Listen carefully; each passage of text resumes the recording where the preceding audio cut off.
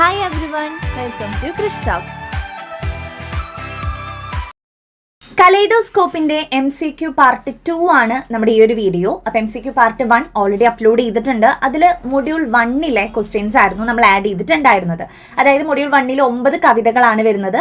അത് നമ്മൾ അതിൽ ഡിസ്കസ് ചെയ്ത് കഴിഞ്ഞിട്ടുണ്ട്. അപ്പോൾ കലൈഡോസ്കോപ്പിന്റെ എല്ലാ ചാപ്റ്റേഴ്സും ഇൻട്രോ ലൈൻ്റെ വീഡിയോയും MCQ പാർട്ട് 1-ഉം ഓൾറെഡി നമ്മുടെ പ്ലേലിസ്റ്റിൽ അവൈലബിൾ ആണ്. ലിങ്ക് താഴെയുണ്ട്. പിന്നെ നമ്മുടെ ചാനൽ ഇതുവരെ സബ്സ്ക്രൈബ് ചെയ്യാത്തതുണ്ടെങ്കിൽ സബ്സ്ക്രൈബ് കൂടി ചെയ്തേക്കാം. നോട്ട്സ് ടെലഗ്രാം ചാനലുണ്ട് കേട്ടോ. പിന്നെ എക്സാം റിലേറ്റ് ചെയ്തിട്ടുള്ള അപ്ഡേറ്റ്സിന് ഇൻസ്റ്റഗ്രാം കൂടി ഒന്ന് ഫോളോ ചെയ്തേക്കാം. അപ്പോൾ നമുക്ക് 51ാമത്തെ ചോദ്യം നോക്കാം.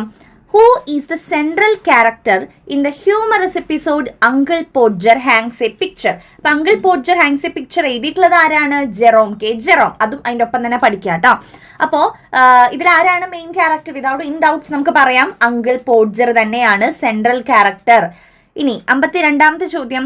What is uncle Podger's objective in the episode? അതിൽ അദ്ദേഹത്തിന്റെ എയിം ഓർ ഒബ്ജക്റ്റീവ് എന്തായിരുന്നു ആ ഒരു കഥയിൽ നടക്കുന്നത്? എന്തിനാണ് അങ്കിൾ പോഡ്ജർ അത്രയും കാര്യങ്ങൾ ചെയ്തത്? ഹാങ്ങിങ് A picture on the wall. ആ ഒരു വാളിൽ ഒരു പിക്ചർ ഹാങ് ചെയ്യാൻ വേണ്ടിയിട്ടാണ് ഇത്രയും കാര്യങ്ങൾ അങ്കിൾ പോഡ്ജർ ചെയ്തിട്ടുണ്ടായിരുന്നത്. Then, why does Uncle Podger criticize others during the episode? ആ ഒരു കാര്യങ്ങളൊക്കെ നടക്കുന്ന സമയത്ത് മറ്റുള്ളവർ എന്തിനാണ് അങ്കിൾ പോഡ്ജർ ക്രിട്ടിസൈസ് ചെയ്തിട്ടുണ്ടായിരുന്നത്? For being unproductive. നിങ്ങൾ ഒന്നും ചെയ്യാതെ നിൽക്കുകയാണ് എന്നുള്ള രീതിക്കാണ് അങ്കിൾ പോഡ്ജർ അവരെ കുറ്റപ്പെടുത്തുന്നുണ്ടായിരുന്നത്. So answer for being unproductive. Then what does uncle Podger do with his handkerchief? അദ്ദേഹം ഹാൻഡ് കർച്ചീഫ് കാണാതെ തപ്പി നടക്കുന്നുണ്ട്. അദ്ദേഹം ഇരിക്കുന്ന കോട്ടിന്റെ പോക്കറ്റിൽ നിന്ന് അവസാനം ഇത് കണ്ടെത്തുന്നുണ്ട്. ദെൻ ആ ഒരു ഹാൻഡ് കർച്ചീഫ് കൊണ്ട് എന്താ അദ്ദേഹം ചെയ്യാൻ പോയിരുന്നത്? Wraps his injured finger with it. അദ്ദേഹത്തിന്റെ കയ്യിലിരിക്കുന്ന ഫോട്ടോ താഴെ വീണ് ചില്ല് പൊട്ടി അത് എടുക്കാനായിട്ട് പോയപ്പോൾ ആ ചില്ല് തട്ടി കൈ മുറിഞ്ഞിട്ടുണ്ടായിരുന്നു. അപ്പൊ അത് റാപ്പ് ചെയ്യാൻ വേണ്ടിയിട്ടാണ് ഹാൻഡ് കർച്ചീഫ് നോക്കുന്നുണ്ടായിരുന്നത്.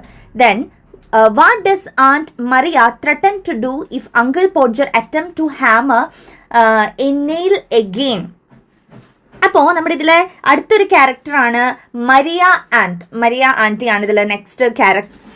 അപ്പോൾ ഈ ഒരു അങ്കിള് വീണ്ടും ഹാമർ എടുക്കുകയാണെങ്കിൽ എന്ത് ചെയ്യുമെന്നാണ് ആൻറ്റി ത്രെട്ടൺ ചെയ്യുന്നത്? Stay with her mother for a week എന്നുള്ളതാണ്. അടുത്ത ചോദ്യം 56ാമത്തെ ചോദ്യം. Why is uncle Podger pleased with his job despite the chaos? അതായത് ഇത്രയും പ്രശ്നങ്ങൾ നടക്കുന്നതിൻ്റെ ഇടയിലും അങ്കിൾ പോഡ്ജർ താൻ ചെയ്യുന്ന ജോലിയോട് അത്രയും സംതൃപ്തനായിരുന്നത് എന്തുകൊണ്ടാണ്? The family is happy with him. ആളുടെ കൂടെ ഫാമിലി അത്രയും ഹാപ്പി ആയിട്ടുള്ളത് കൊണ്ടാണ്. ദെൻ വാട്ട് ടൈം ഇതിൽ നമ്മുടെ PDF-കളിൽ എന്തെങ്കിലും എറർ ഉണ്ടെങ്കിൽ കൂടി നമ്മൾ അത് തന്നെ പഠിക്കണം കേട്ടോ.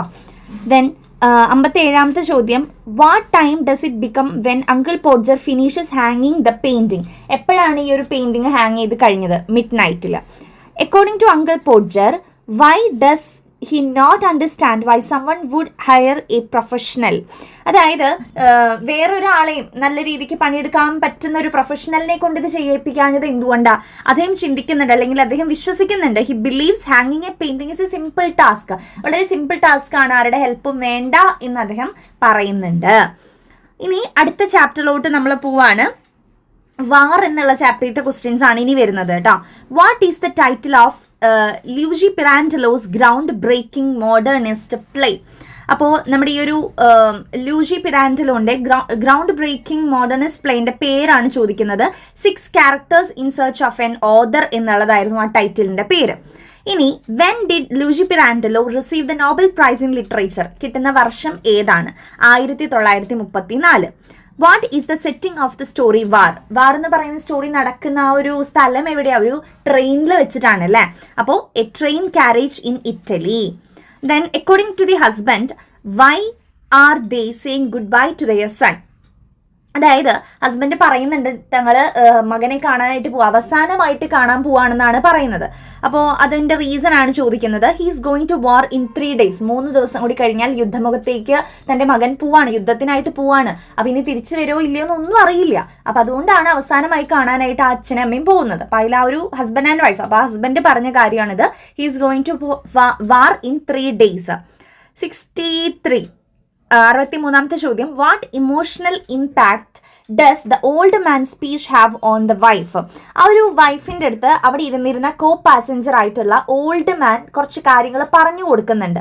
അപ്പോൾ അതിലുണ്ടായിരുന്ന ഒരു ഇമോഷണൽ ഇമ്പാക്റ്റ് എന്തായിരുന്നു? She find strength and listens closely. അതായത് അദ്ദേഹം ഇങ്ങനെയുള്ള കാര്യങ്ങൾ പറഞ്ഞു കൊടുക്കുമ്പോൾ വൈഫിന് കിട്ടിയിരുന്ന ഒരു ഇമ്പാക്റ്റ് എന്ന് പറയുന്നത് കുറച്ചും കൂടി എന്താ പറയുക, സ്ട്രെങ്ത് കിട്ടി എന്നുള്ളതാണ്. അത് ശ്രദ്ധിച്ച് കേട്ടപ്പോൾ കുറച്ച് സ്ട്രെങ്ത് കിട്ടി എന്നുള്ളൊരു കാര്യമാണ്. ദെൻ 64ാമത്തെ ചോദ്യം, how does the old man rationalise the death of his son? അപ്പോൾ അദ്ദേഹത്തിൻ്റെ മകൻ്റെ മരണത്തെക്കുറിച്ച് അതിൽ പറയുന്നുണ്ടല്ലോ. അപ്പോൾ രാജ്യത്തിന് വേണ്ടി മരണപ്പെട്ടു, അല്ലെങ്കിൽ അവർ വളരെ ഹാപ്പി ആയിട്ട് യങ് ആയിട്ട് ഇരിക്കുന്ന ഒരു സമയത്തല്ലേ മരണപ്പെട്ടു എന്നൊക്കെ പറഞ്ഞിട്ടാണ് ന്യായീകരിക്കുന്നത്. അപ്പം അത് ചോദിക്കുന്നത് by intellectual duty and sacrifice. അത് അവരുടെ ഡ്യൂട്ടിയാണ്, അല്ലെങ്കിൽ അവരത് സാക്രിഫൈസ് ചെയ്തു നാടിന് വേണ്ടിയിട്ട്, അത്തരം രീതിക്കാണ് പറയുന്നത്. Then what is the old man's reaction when asked if his son is really dead? അപ്പോൾ ഇതൊക്കെ കേട്ട അവസാനം അതിലെ വൈഫ് ചോദിക്കുന്നുണ്ട്, ശരിക്കും നിങ്ങളുടെ മകൻ മരണപ്പെട്ടോ എന്നുള്ളത്. അപ്പോൾ ഇത്രയും നേരം മകൻ്റെ മരണത്തെക്കുറിച്ച് എന്താ പറയുക, രാജ്യത്തിന് വേണ്ടി മരണപ്പെട്ടതല്ലേ എന്നൊക്കെ പറഞ്ഞ് ആശ്വാസം കണ്ടെത്തുമായിരുന്നു. പക്ഷെ പെട്ടെന്ന് ശരിക്കും മരിച്ചു എന്ന് ചോദിച്ചപ്പോൾ റിയാലിറ്റിയിലേക്ക് അയാൾ വന്നു. ഓക്കെ, മകൻ ഇനി തൻ്റെ കൂടെ ഇല്ല എന്നുള്ളൊരു റിയാലിറ്റിയിലേക്ക് വരികയാണ് ചെയ്തത്. അപ്പോൾ അതുകൊണ്ട് തന്നെ ആ ഒരു സമയത്ത് അദ്ദേഹത്തിന് ഉണ്ടായ ഫീലിംഗ് എന്താണ്? He breaks down and weeps uncontrollably. അദ്ദേഹം എന്താ പറയുക, അത്രയും ബ്രേക്കായിട്ട് കൺട്രോൾ ചെയ്യാൻ പറ്റാത്ത രീതിക്ക് തേങ്ങി കരയാനായിട്ട് തുടങ്ങി. 66ാമത്തെ ചോദ്യം, what theme is highlighted in the passengers discussion about grief and sacrifice? അവർ പാസഞ്ചേഴ്സൊക്കെ കുറേ കാര്യങ്ങൾ അവിടെ ഡിസ്കസ് ചെയ്യുന്നുണ്ട്. ആ ഡിസ്കഷൻ്റെ തീമാണ് ചോദിക്കുന്നത്. പാട്രിയോട്ടിസം ആൻഡ് ഡ്യൂട്ടി, അതായത് അവർ രാജ്യത്തിന് വേണ്ടി അല്ലെങ്കിൽ അവരുടെ ഡ്യൂട്ടിയാണ് അത് എന്നുള്ള രീതിക്കാണ് സംസാരിച്ചിരുന്നത്. 67ാമത്തെ ചോദ്യം അടുത്ത ചാപ്റ്ററിലോട്ട് കിടക്കുകയാണ്, the green leaves. What is the primary focus of the green leaves in terms of cultural themes? അവിടെ ഗ്രീൻ ലീവ്സ് എന്ന് പറയുന്നതിൻ്റെ പ്രധാന ഒരു തീം, അല്ലെങ്കിൽ അവർ മെയിനായിട്ട് ഫോക്കസ് ചെയ്യുന്നത് എന്തായിരുന്നു? Clash between tradition and colonial laws. അല്ലെ, അവിടെയുള്ള എന്താ പറയുക, ആ ഒരു ക്ലാനിൻ്റെയും അതേപോലെ തന്നെ അവിടെ നിലനിൽക്കുന്ന കൊളോണിയൽ ലോസ്, യൂറോപ്യൻ്റെ നിയമങ്ങളും തമ്മിലുള്ള ഒരു ക്ലാഷാണ് നമുക്കവിടെ കാണാനായിട്ട് സാധിച്ചത്. Then in which East African country was Grace Ogot born? Grace Ogot ആരാണ്? ഗ്രീൻ ലീവ്സ് എഴുതിയ റൈറ്ററാണ്. അപ്പോൾ ആൾ എവിടെയാണ് ജനിക്കുന്നത്? കെന്യയിലാണ് കേട്ടോ. Then in the green leaves why does ന്യാഗർ discover in the thieves pocket? What does ന്യാഗർ discover in the thieves pocket? അപ്പോൾ ഇതിലെ ഒരു കേന്ദ്ര കഥാപാത്രമാണ് ന്യാഗർ. അപ്പോൾ ന്യാഗർ ഈ കള്ളനെയൊക്കെ കഥ കേട്ടവർക്ക് മനസ്സിലാവും. ഇത് പറയുമ്പോൾ കള്ളനെ ഇവർ എന്താ പറയുക, അടിച്ച് മരിക്കാറായ സിറ്റുവേഷനിൽ വരെ അത്രയും അടിച്ച് വേദനിപ്പിച്ച് അവിടെ കൊണ്ട് കിടത്തിയിട്ടുണ്ട്. അപ്പോൾ രാത്രി പണത്തോടുള്ള ഒരു ആക്രാന്തം മൂലം ആ ഒരു മരിക്കാറായ കള്ളൻ്റെ അടുത്തേക്ക് ന്യാഗർ പോവാണ്, ഇനി ആളുടെ കയ്യിൽ എന്തെങ്കിലും എക്സ്ട്രാ പൈസ ഉണ്ടെങ്കിൽ മോഷ്ടിക്കാൻ വേണ്ടിയിട്ട്. അപ്പം അങ്ങനെ കഴുത്തിൽ ഒരു ചെറിയൊരു ബാഗ് പോലെ ഉണ്ടായിരുന്നു. അപ്പോൾ ആ ഒരു മണി പോക്കറ്റിൽ നിന്ന് അദ്ദേഹം പൈസ എടുക്കാൻ ശ്രമിക്കുന്നുണ്ട്. അപ്പോൾ അദ്ദേഹം എടുക്കുന്നത് എന്താണ്? മണിയാണ് കേട്ടോ, മണിയാണ് എടുക്കുന്നത്. പക്ഷേ എടുക്കുന്നതിന് മുന്നേ തന്നെ ന്യാഗറിൻ്റെ കണ്ണിലേക്ക് ഒരു വടി കുത്തി ഇറക്കിയിട്ട് കള്ളൻ അവിടെ നിന്ന് ഓടി രക്ഷപ്പെടുന്നുണ്ട്. ഇനി 70ാമത്തെ ചോദ്യം, how does Nyagar get injured by the thief? എങ്ങനെയാണ് കള്ളൻ്റെയിൽ നിന്ന് മുറിവേൽക്കുന്നത്? നമ്മൾ ഓൾറെഡി പറഞ്ഞു, ഹിറ്റ് ഇൻ ദ ഐയിൽ, കണ്ണിൽ ഒരു സാധനം കുത്തി ഇറക്കിയിട്ടാണ് കള്ളൻ രക്ഷപ്പെടുന്നത്. അങ്ങനെയാണ് മുറിവേൽക്കുന്നത്. Then what is the consequences of Nyagar's action when he return to the murder scene? അപ്പോൾ മർഡർ സീനിലേക്ക്, അതായത് ആൾ മരിക്കാറായ കള്ളൻ്റെ അടുത്തേക്ക് പോയപ്പോൾ ന്യാഗറിന് അനുഭവിച്ച കാര്യം എന്താണ്? The thief attack him rendering him unconscious. ആ ഒരു മരിക്കാറായ കള്ളൻ ശരിക്കും ഒരു അബോധാവസ്ഥയിൽ കിടക്കായിരുന്നു. അത്രയും ഡീപ്പ് സ്ലീപ്പിന് ശേഷം കള്ളൻ ഉണർന്നു, മരിച്ചിട്ടുണ്ടായില്ല. അപ്പോൾ ആ ഒരു ഉണർന്ന സമയത്താണ് ന്യാഗർ ഈ പണം മോഷ്ടിക്കാൻ വരുന്നത്. അപ്പോൾ ന്യാഗറിനെ അറ്റാക്ക് ചെയ്തിട്ട് ന്യാഗറിന് അവിടെ ബോധം കെട്ടൊരവസ്ഥയിലായി. ന്യാഗർ പിന്നീട് മരണപ്പെടുകയാണ് ചെയ്യുന്നത്. ദെൻ അടുത്തത്, how does the clan leader Olielo justify the killing of the thief according to their customs? അതായത് അവിടെ യൂറോപ്യൻ്റെ ഒരു ലോ പ്രകാരം, അവിടുത്തെ പോലീസിന്റെ പ്രകാരം നമ്മൾ ഒരാളെ കൊല്ലുക എന്ന് പറഞ്ഞു കഴിഞ്ഞാൽ അത് കുറ്റകരമാണ് അല്ലേ? അപ്പോൾ അങ്ങനെ മരിച്ചു കഴിഞ്ഞാൽ തന്നെ പോസ്റ്റ്മോർട്ടം ചെയ്യണം ബോഡി, അങ്ങനെ കുറേ റൂൾസ് ഉണ്ട്. പക്ഷേ ഇവരുടെ ഈ ഒരു ക്ലാൻ്റെ ഒരു നിയമങ്ങൾ പ്രകാരം ഒരു കള്ളനെ കൊല്ലുക എന്ന് കഴിഞ്ഞാൽ അത് ആക്സെപ്റ്റബിൾ ആയിട്ടുള്ള ഒരു കാര്യമാണ്. ഒരു കള്ളനല്ല, അവരുടെ നാട്ടിനെ എന്താ പറയാ, നാട്ടിലത്തെ പല കാര്യങ്ങളെയും മോഷ്ടിക്കാൻ വന്ന ഒരു കള്ളനാണ്. അപ്പൊ നാട്ടുകാരെല്ലാവരും കൂടി ആ കള്ളനെ കൊന്നു എന്ന് പറഞ്ഞാൽ അത് കുഴപ്പമില്ല, ആക്സെപ്റ്റബിൾ ആയിട്ടുള്ള ഒരു കാര്യമാണെന്നാണ് അവരുടെ കമ്മ്യൂണിറ്റി അല്ലെങ്കിൽ അവരുടെ ക്ലാൻ വിശ്വസിക്കുന്നത്. സോ അതാണ് ഇവിടെ ചോദിച്ചിരിക്കുന്നത്. അപ്പൊ ആൻസർ വരുന്നത് കില്ലിംഗ് തീവ്സ് ഇസ് ആക്സെപ്റ്റബിൾ. അത് ആക്സെപ്റ്റബിൾ ആയിട്ടുള്ള ഒരു കാര്യമാണ്. കള്ളന്മാരെ കൊല്ലുക എന്ന് പറയുന്നത് ഇത്ര വലിയ കുറ്റകരമല്ല എന്നാണ് അവർ പറയുന്നത്. Then 73ാമത്തെ ചോദ്യം, who is shocked to discover the true identity of the dead man when the police uncover the body? അങ്ങനെ നാട്ടുകാരെല്ലാവരും ആ ഒരു ഡെഡ് ബോഡി കള്ളന്റെ ഡെഡ് ബോഡി ആണെന്നുള്ള ഒരു വിശ്വാസത്തിൽ തുറന്നപ്പോൾ അത് ആരുടെ ആയിരുന്നു? ന്യാഗറിന്റെ ആയിരുന്നു. അപ്പൊ ആ ഒരു സമയത്ത് ഏറ്റവും കൂടുതൽ ഷോക്ക് ആയത് ആരാ? ഒലിയലോ ആണ് ഷോക്ക് ആയത് അല്ലെ. അടുത്തത് അപ്പോൾ അത്രയും ക്വസ്റ്റ്യൻസ് ആണ് ഗ്രീൻ ലിവ്സിൽ നിന്ന് വന്നിരിക്കുന്നത്. ഇനി അടുത്ത ചോദ്യം, when was William Shakespeare born? William Shakespeare ജനിക്കുന്നത് ഏത് വർഷത്തിലാണ്? നമ്മുടെ ദി ടെംപെസ്റ്റ് ആക്ട് 3 സീൻ 1 കടന്നേക്കാണ്. ആൻസർ വരുന്നത് 1564. 75ാമത്തെ ചോദ്യം, in which play does Prospero use his magical powers to summon a Storm?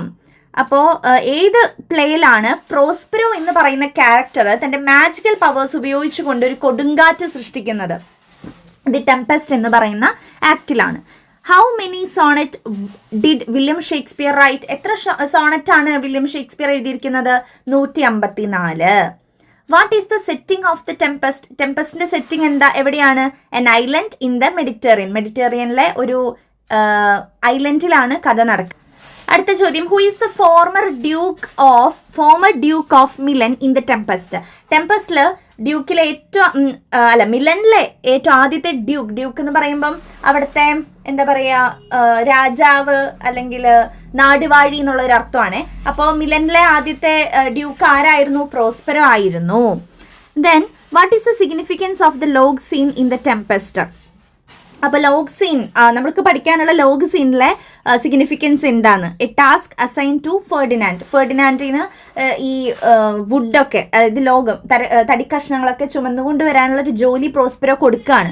അതാണ് നമുക്ക് ടെംപെസ്റ്റ് എന്ന് പറയുന്ന പാഠഭാഗത്ത് പഠിക്കാനുള്ളത്. Then what is Ferdinand's reaction when Miranda proposes to work for him?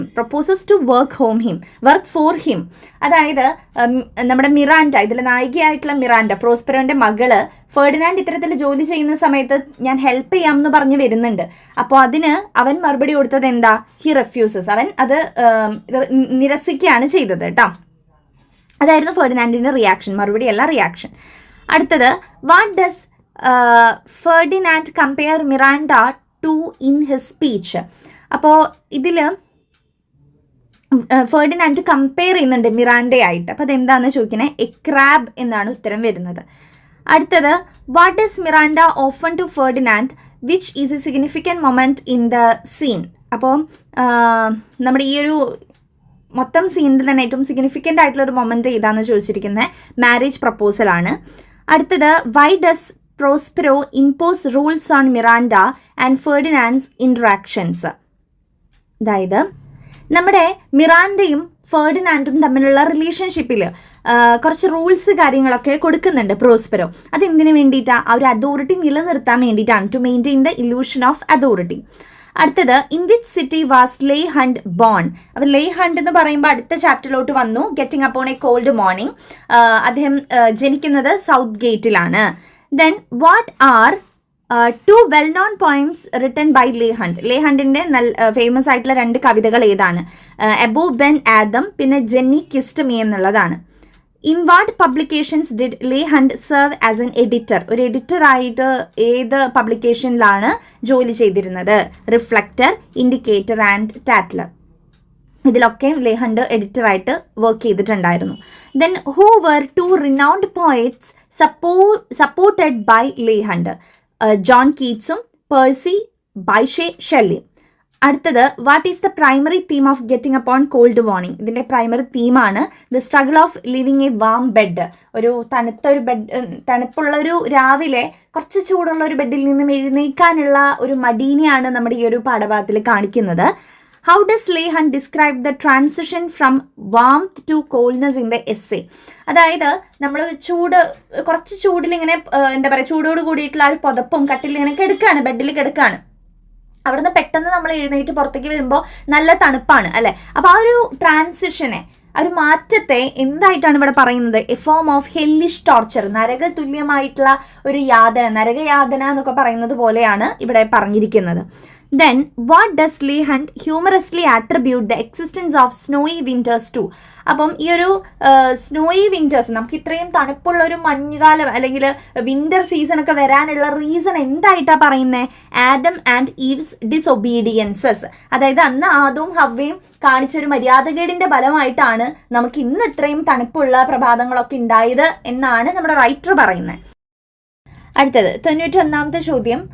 According to Hunt, what is the lady's role in encouraging someone to rise early? ഇപ്പം ആരെങ്കിലും നേരത്തെ എഴുന്നേൽക്കുന്നതിൽ സ്ത്രീകളുടെ ഒരു പങ്ക്, അവർ എൻകറേജ് ചെയ്യുന്നതിനുള്ള പങ്കിനെ ഹണ്ട് എങ്ങനെയാണ് വിശദീകരിക്കുന്നതെന്ന് ചോദിക്കുന്നത്.